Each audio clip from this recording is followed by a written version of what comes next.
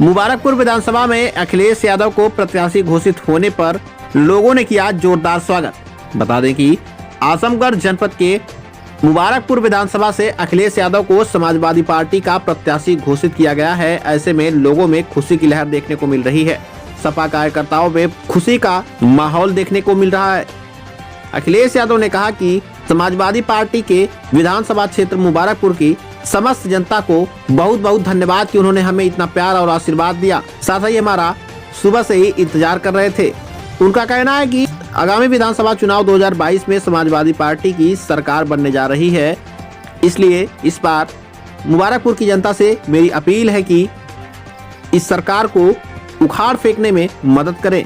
अखिलेश यादव ने बताया कि इस चुनाव में बेरोजगारी का मुद्दा है, महंगाई का मुद्दा है, भ्रष्टाचार का मुद्दा है। ऐसे ही तमाम मुद्दे लेकर के हम जनता के बीच में जा रहे हैं, जिस पर जनता का पॉजिटिव फीडबैक हमें प्राप्त हो रहा है। और इस बार जनता का कहना है कि भाजपा को जनता उखाड़ फेंकेगी। वहीं इस बार जनता अखिलेश यादव की भारी मतों से सरकार बनाने जा रही है। आइए सुनाते हैं बातचीत के दौरान अखिलेश यादव ने आगे क्या कुछ कहा। आजमगढ़ से सबलू राजभर की रिपोर्ट। मैं यहाँ जरूर मत्था टेकने आता हूँ। यह मेरे रूटीन में है। यह मेरा कोई सियासी गणित नहीं है। इन सब चीज़ों को दूर रखिए।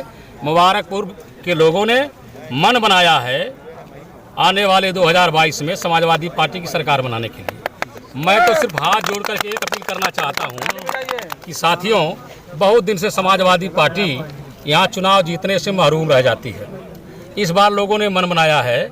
उत्तर प्रदेश के अंदर अखिलेश यादव जी की सरकार बनने जा रही है और उस समाजवादी सरकार में मुबारकपुर से समाजवादी पार्टी का एमएलए होना चाहिए। यह मेरी सबसे हाथ जोड़ करके अपील है।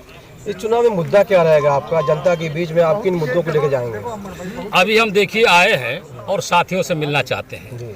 मुद्दों का जहाँ तक सवाल है, मुद्दों की कोई कमी नहीं है, इसलिए कि भारतीय जनता पार्टी मुद्दों से बात नहीं करती। भारतीय जनता पार्टी के सामने न तो महंगाई मुद्दा है, न तो बेरोजगारी मुद्दा है, बहन बेटियों के साथ हो रही बलात्कार का कोई मुद्दा नहीं, लड़कियां रेप के बाद जिंदा जलाई जाती हैं, कोई मुद्दा नहीं। तो भारतीय जनता पार्टी ने इस पूरे प्रदेश को तहस नहस करके रख दिया है। सबसे बड़ा जो आज की तारीख में सवाल है, उत्तर प्रदेश से नहीं पूरे देश में हिंदू मुसलमान सिख ईसाई की एकता का है। जब तक समाजी एकता नहीं रहेगी तब तक न कोई देश तरक्की कर सकता है, न कोई प्रदेश तरक्की कर सकता है।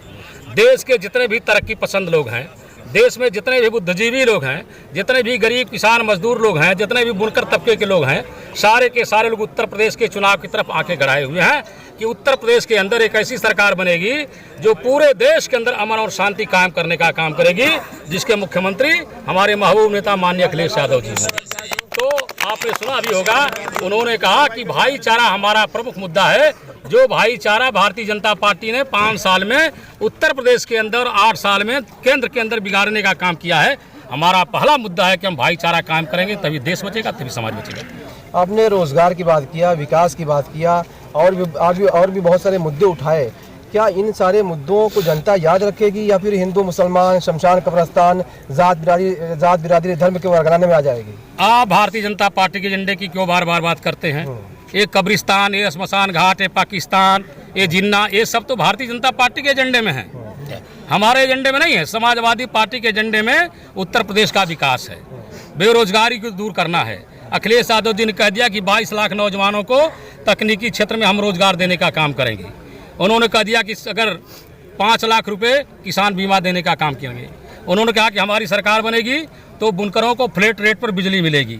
उन्होंने कहा कि 24 घंटा हम बिजली देने का काम करेंगे ताकि लोग तरक्की कर सकें। उन्होंने कहा कि जगह जगह तो बुनकरों को फ्लैट रेट पर बिजली मिलेगी। उन्होंने कहा कि 24 घंटा हम बिजली देने का काम करेंगे ताकि लोग तरक्की कर सकें। उन्होंने कहा कि जगह जगह हम चीनी मिल और आलू चिप्स बनाने का कारखाना कायम करेंगे, इसलिए कि हमारी दस्तकारी और हमारी किसानी दोनों हमारे उत्तर प्रदेश की रीढ़ हैं। यह दोनों मजबूत होंगे तो हर आदमी सुखी रहेगा, मजबूत होगा। अच्छा, मुबारकपुर कस्बा ये रेशमी जो है नगरी कहलाता है। यहाँ एक बुनकरों की बहुत बड़ी आबादी है और बुनकर जो है विभिन्न समस्याओं से दो चार हैं। और जो बुनकर मजदूर जो यहाँ से पलायन कर रहे हैं या पलायन किए हैं, दूसरी जगहों पर अपनी रोजी रोटी के लिए गए हैं, आपकी सरकार बनती है तो बुनकरों के लिए आपके दिमाग में क्या खाका है, क्या प्लान है, क्या रणनीति होगी? देखिए, पलायन शब्द का बड़ा मायने है। एक भारतीय जनता पार्टी वाले पलायन करते हैं तो सिर्फ हिंदू मुसलमान के बीच में दूरी पैदा करने के लिए पलायन करते हैं। जो आपने पूछा है, तो इनकी जीएसटी के चलते, इनकी नोटबंदी के चलते, इनके विभिन्न जो नियम कानून उन्होंने लागू किया है, उसके चलते सारा का सारा कारोबार चौपट हो गया है और कृषि भी चौपट हो रही है। तो जाहिर सी बात है कि आदमी कहीं न कहीं रोजगार की खोज में जाएगा तो लोग बाहर जाते हैं, लेकिन वो अभी कोरोना महामारी में 300-300 किलोमीटर, 1,000 किलोमीटर पैदल चल करके आदमी आया है। तो भारतीय जनता पार्टी के सरकार को समाप्त करने का सब लोगों ने मन बनाया है। हमारी आपसे अपील है कि जनता को आप लोग बहकाने का काम मत करिए। जनता सही दिशा में जा रही है और आने वाले 10 मार्च को उत्तर प्रदेश के अंदर माननीय अखिलेश यादव जो मुख्यमंत्री बनने जा रहे हैं और जोगी बाबा से उत्तर प्रदेश को मुक्ति मिलने जा रही है। समाजवादी पार्टी ने आपको टिकट दिया है, अखिलेश यादव ने आपके ऊपर भरोसा किया है, तो इस कामयाबी के पीछे आप किसका हाथ मानते हैं और किसको मुबारकबाद देते हैं? देखिए, सबसे जो बड़ी बात है, ये आपने सही कहा है, मैं इस चीज़ को महसूस करता हूँ कि समाजवादी पार्टी के राष्ट्रीय अध्यक्ष जी ने जो हमें टिकट दिया है, इससे हमारे जैसे तमाम परिवारों के लोग जो राजनीति में आना चाहते हैं उनका मनोबल बढ़ा है। कि गरीब किसान मजदूर के बेटे को भी समाजवादी पार्टी टिकट देती है और राजनीति करने का अवसर देती है, इससे लोगों का मनोबल बढ़ा है।